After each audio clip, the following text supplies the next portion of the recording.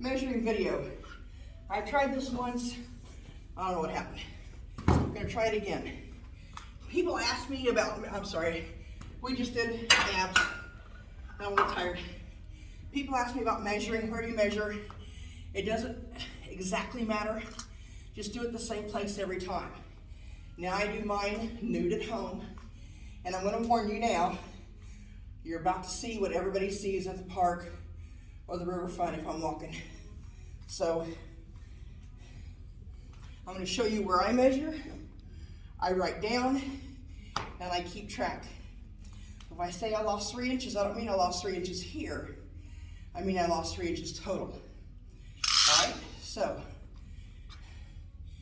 you are getting sleepy. You are getting sleepy.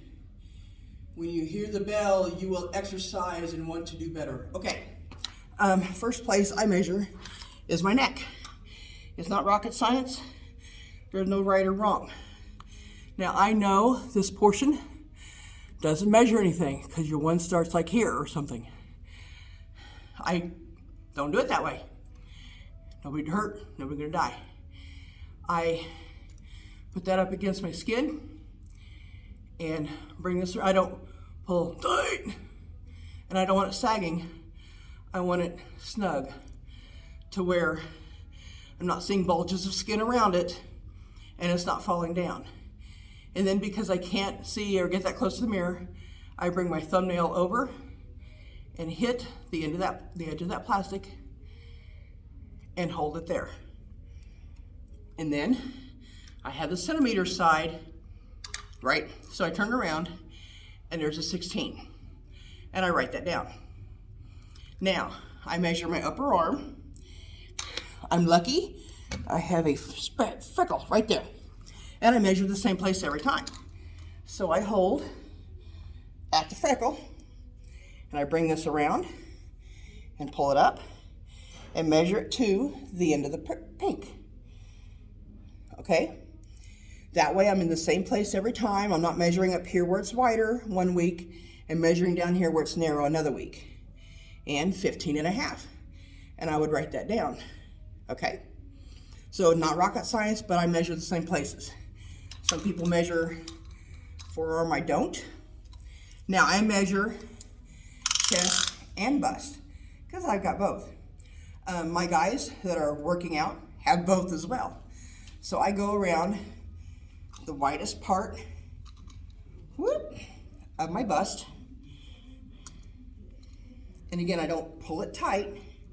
I just pull it snug and to the paint, or to the end of the plastic. And not going to tell you. Okay? 51.5. Told you anyway. And then I measure my chest, which is the narrowest point below the girls, or where my band is.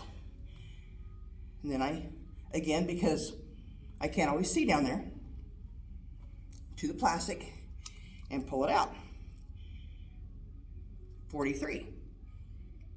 Wow, that's pretty impressive. Okay, and then I measure. I'm gonna get up if I can because I am way off balance today.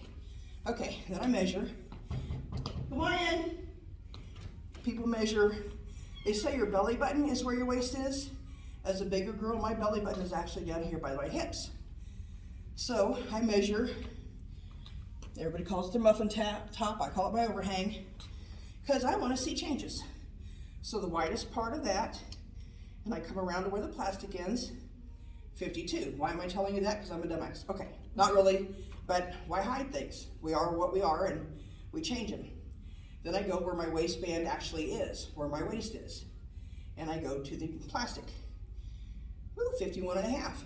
And that will change as well. They will both change. And then I measure around my belly button, which for me is my hips, because that's the widest part down here. See? And then I go to the plastic, because I can't see down there, and it's 56.25. Now, when I was bigger, this goes to 60 inches. I would go around to 60 inches, and then I would hold my finger where that ended, and then come across back to my belly button and add that amount, okay? It's shameful that I was there, but some of you were there too, and I want you to do your best.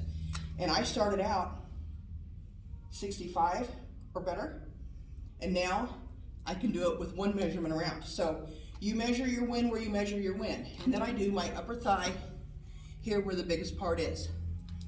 And again, I don't use a mirror for most of this. I go by feel. And then to the plastic because I can't see it anyway.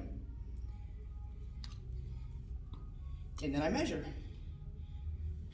Not a 70, 27 and a half. Some people also measure at the knee or at the upper calf. I don't. Some people measure both sides. I don't.